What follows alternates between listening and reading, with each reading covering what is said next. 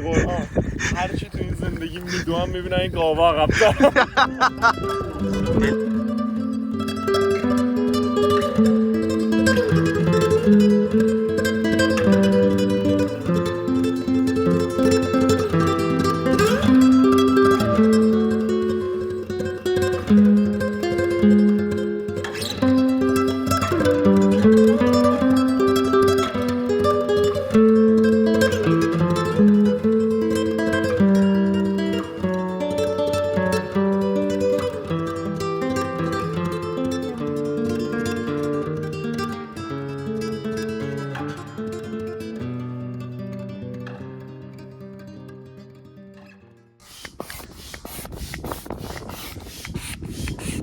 نظری داری؟ 100% غرق میشیم و این حرفای آخر منه.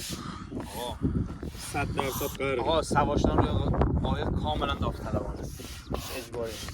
بگیر اینجا رو بگیر.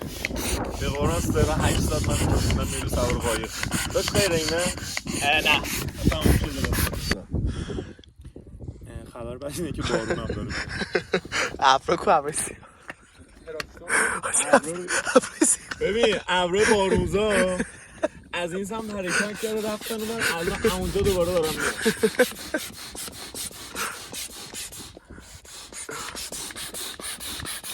ببین بعد چند ساعت قایقه باد شد، ابرا اومدن، بارون هم میخواد بیاد. زندگی ما درست نشد آجی به قرآن مجید.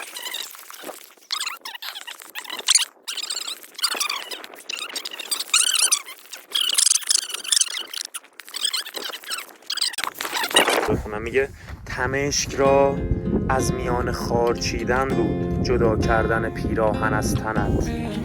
خدا آمد در آغوشم وقتی فرود آمد بر روی سینه سرت. مشکی شد سفیدی چشمانم وقتی به تن کردی پیراهنت. این لباسا رو اگه خفمو اینم بخونم.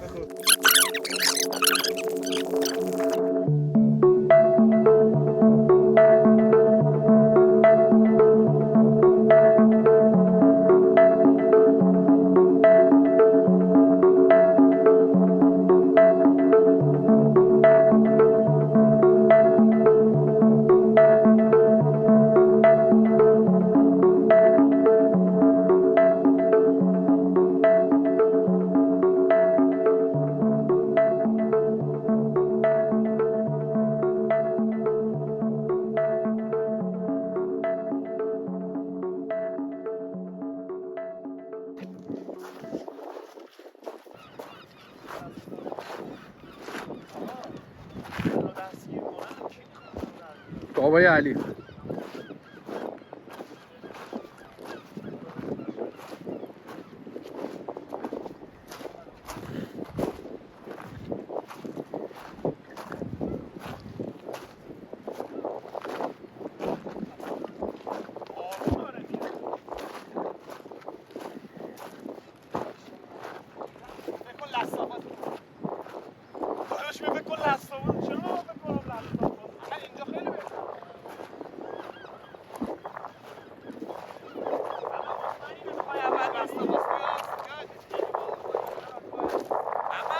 آره اوکیه.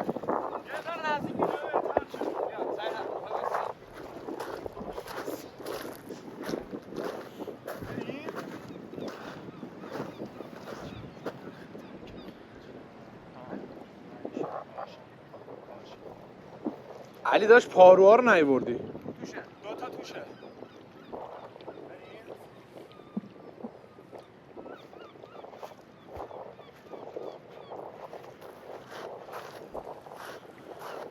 سعید از تکنیک دوربین روی شانه دارم استفاده میکنم واسه اینکه استرس رو بتونم منتقل کنم. میشه رو چانه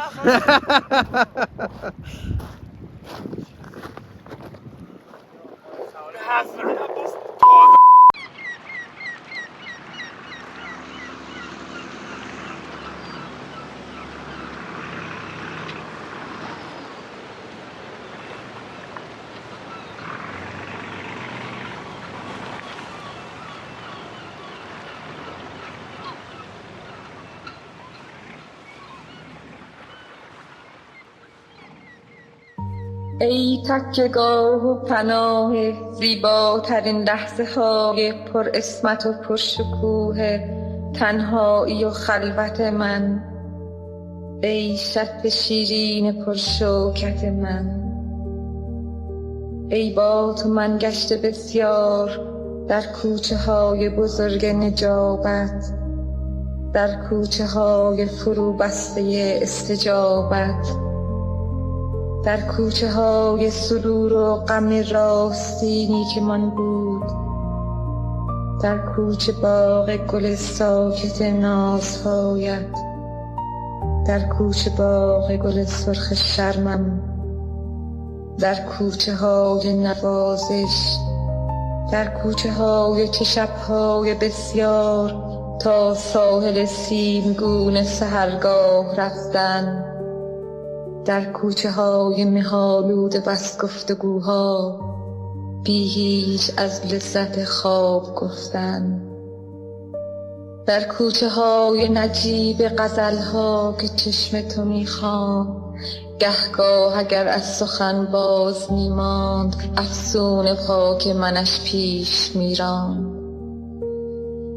ای شط پرشوکت هرچه زیبایی پاک، ای شط زیبای پرشوکت من، ای رفته تا دور دستان آنجا بگو تا کدامین ستاره است روشن‌ترین همنشین شب غربت تو، ای همنشین قدیم شب غربت من.